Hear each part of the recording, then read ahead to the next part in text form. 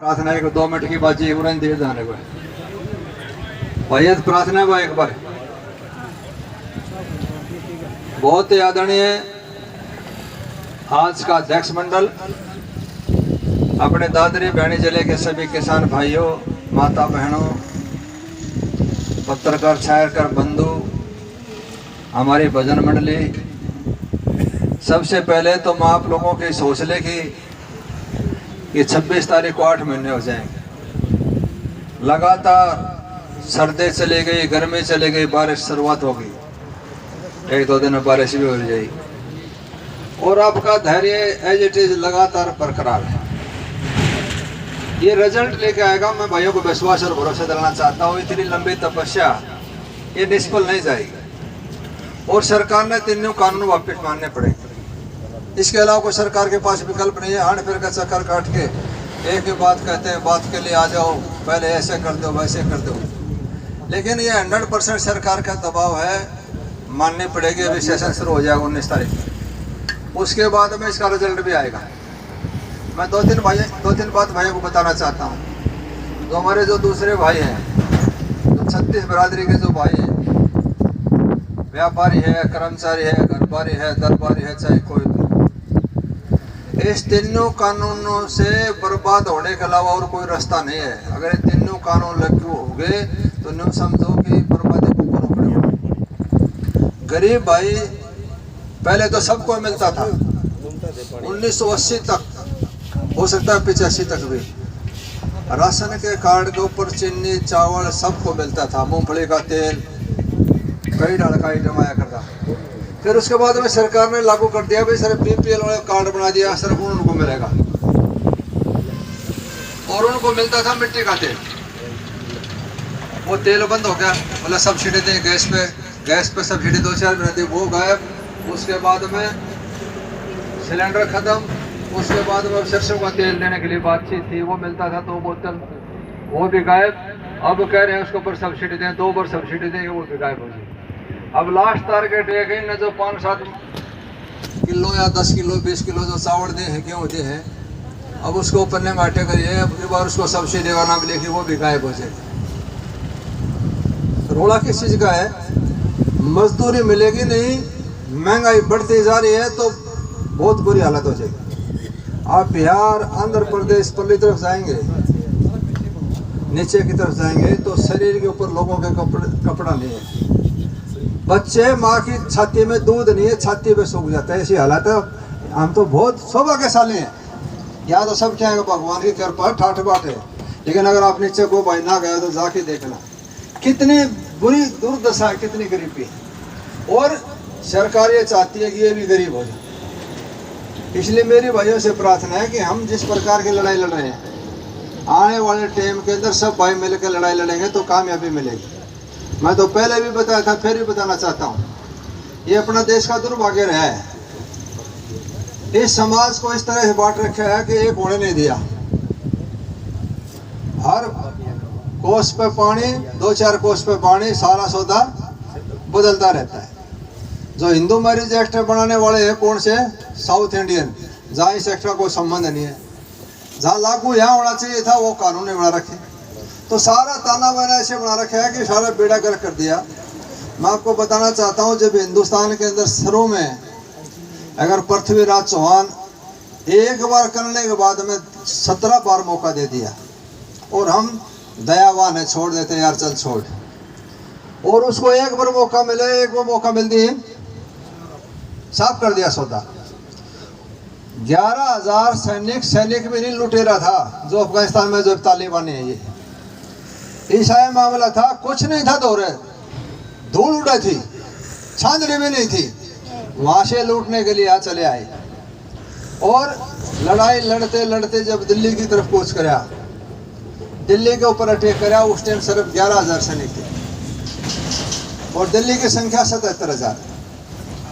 11,000 ने 77,000 बनाया, हथियार गोड़े नीचे दाब की मार करें, लेकिन लड़ाई लड़ने वाले कुछ थे, बाकी 70% छातियां में खड़े खड़े तमाशा देखा था, देखा भाई क्या हो रहा है।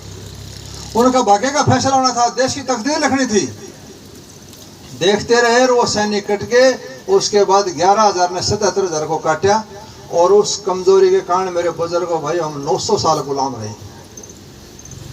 अगर सारे इकट्ठे होकर लड़ाई लड़ते तो कामयाबी मिलती। आज भी वही सिस्टम हो रहा है। आहिस्ता आहिस्ता जो भी धरना धरने वाले थे चले गए, शामिल नहीं हुआ किसी न किसी बहाने से दूसरे भाई भी। आज भी वही हालत बन रही है। आज भी सोच रहे हैं अगर ये लड़ाई सिर्फ जमींदारों की है। मैंने कहता हूँ जमींदार तो खान जोगा दाना फिर भी रख लेगा, लेकिन जो दूसरे भाई मजदूरी करने वाले हैं इनको ये चीज़ नसीब भी नहीं होगी, मजदूरी भी नहीं मिलेगी। पूरा हाल है नीचे लेकर। महंगाई इतनी बढ़ रही है कि कोई आसमान छू रहे, चाहे तेल हो, चाहे डीजल हो, चाहे पेट्रोल हो, चाहे कोई भी हो, दाल हो, सब्जी हो, आसमान छू रही है। और गरीब आदमी को मजदूरी मिले तो क्या होगा? जिस दिन तन पर कपड़ा नहीं, पेट भर भोजन नहीं, आदमी उस पेट भरने को अपनी प्रोग्रेस मान लेगा। आज शाम में बच्चा ने खाना खा लिया, हमारी बहुत बड़ी प्रोग्रेस है। लेकिन मैं ये कहना चाहता हूँ प्रोग्रेस है, हमने आगे बढ़ना है। और आगे बढ़ने का सिर्फ एक ही साधन था जो हम बैठे हैं यहाँ, शिक्षा। और मूर्ख बनाने का सबसे बड़ा माध्यम है धर्म। किसी को मूर्ख बनाना है पूरे देश को तो धर्म बना। जब लड़ाई मोहम्मद गजनवी ने करी तो शाम में लड़ाई नहीं लड़ते थे, रात को लड़ाई नहीं होती थी उस टाइम। तो अपने जो काबिल थे, जो लड़ाई लड़ने वाले थे, अलग अलग भट्टी चढ़ा रखी थी खाने के लिए। तो गजनवी ने अपने सैनिकों से पूछा भी ये इतनी जगह आग जल रही है, इतनी जगह चांदना हो रहा है, ये मामला क्या है? बोला जी सब ये अपनी अपनी रसोई न्यारी पकाते हैं। कोई ब्राह्मण है, कोई जाट है, कोई धोबी है, कोई तेली है, कोई मणियार है, ये अपना खाना अलग अलग बनाते हैं। बोले जब ये इकट्ठा खाना नहीं खा सकते, इकट्ठा खाना नहीं बना सकते, लड़ाई क्या लड़ेंगे? उन्होंने हमारी कमजोरी को पकड़ा और उसी का परिणाम है हम गुलाम हुए। मैं भाइयों को कहना चाहता हूँ जो दूसरे भाई 36 बरादरी है वो भी भाई लग जाएं और इस लड़ाई को साझा लड़ाई करके सरकार के ऊपर दबाव बनाए। अगर ये तीनों कानून वापस हो गए तो समाज बचेगा, किसानी बचेगा, किसानी बचेगी तो देश बचेगा। और सबसे ज़रूरी है कि हमारे बच्चे पढ़ लिख के जिस प्रकार के नॉर्थ इंडिया के अंदर मजबूत है मध्यम वर्ग, ये इसी प्रकार सारा देश प्रोग्रेस करे, हमारे बच्चे पढ़ लिख के दुनिया में आगे बढ़े। अमेरिका, इंग्लैंड, कनाडा, फ्रांस सब चाहें बच्चों को भावी मौका मिले, लेकिन बेड़ा गर्क हो रहा है। पिछले कई सालों से आप देख रहे हो शिक्षा नाम की कोई चीज़ नहीं। पहले हमारी जो शिक्षा थी, आचार्य जो होते थे गुरुकुल के अंदर पढ़ाते थे, बच्चा 20 साल से होने से पहले गुरुकुल से नहीं निकलता था। वो चरित्रवान होता था, सर्वगुण संपन्न होता था। मैकाले जब इंग्लैंड से बड़ा अधिकारी था, उस टाइम का ये अफसर था, उसने आके देखा भी हिंदुस्तान के अंदर मामला क्या है, इतना मजबूत ये देश कैसे है, लोगों का मोरल क्रश इतना मजबूत कैसे है। तो उन्होंने देखा कि यहाँ की जो शिक्षा पद्धति है ना, ये बड़ी मजबूत है, संस्कारी बन के लगता है बच्चा। और जो पढ़ाने वाले उनका भी करैक्टर है, उनकी भी सोच बड़ी है। इसको ख़त्म कैसे किया जाए? मैकाले ने सबसे पहले हिंदुस्तान के अंदर ये सारे मदरसे जो थे, यार समाज के जो गुरुकुल थे, सारे बंद कर बैन लगा दिया। और उनको कहा कि अपने बच्चे सेंट स्टीफन इन स्कूलों में पढ़ाओ। मैकाले ने कहा कि ये दिल से तो होंगे, शरीर से तो होंगे हिंदुस्तानी, लेकिन मन ने इनको अकल से अंग्रेज ब्रिटेनियन बना दिया, अंग्रेज बना दिया इनको। आज सब सौदा वो हम कर रहे हैं, हमारा बच्चा अंग्रेजी बोलता है, माँ बाप भी खुश, हिंदी संस्कृत सब सौदा बोल गए, सारा सौदा इस चक्का सौदा पड़ गया। और हम जो हमारी संस्कृति से जो धर्म था, हमारा जो नियम था कि हम सब एक दूसरे के साथ, एक दूसरे के साथी, गरीब के प्रति दया, वो जो संस्कार थे वो खत्म हो गए। एक बच्चा पढ़ लिख के डॉक्टर बन है, इंजीनियर बन है, IAS IPS बन है, लेकिन वो पढ़ लिखने के बावजूद एक बढ़िया इंसान नहीं बना, क्योंकि जब तक दिल में दया नहीं है, दया के बगैर इंसान नहीं हो सकता। सिर्फ एक ही काम होगा, नीचे से ऊपर तक लाओ पैसा, दो पैसा, भ्रष्टाचार से खोटा करके लाओ, शाम तक पैसा लाओ। अब रिश्ते के लिए जाते हैं, लड़की के रिश्ते के लिए 20 की लड़ा का रिश्ता नहीं करते। एक चपड़ासी की नौकरी करता है, उसको भाज का रिश्ता करते हैं। और पूछे प्रधान जी ये तो चपड़ासी नौकरी आपने रिश्ता इसका कर दिया। बोला पद चपड़ासी है, ऊपर का बहुत बना ले।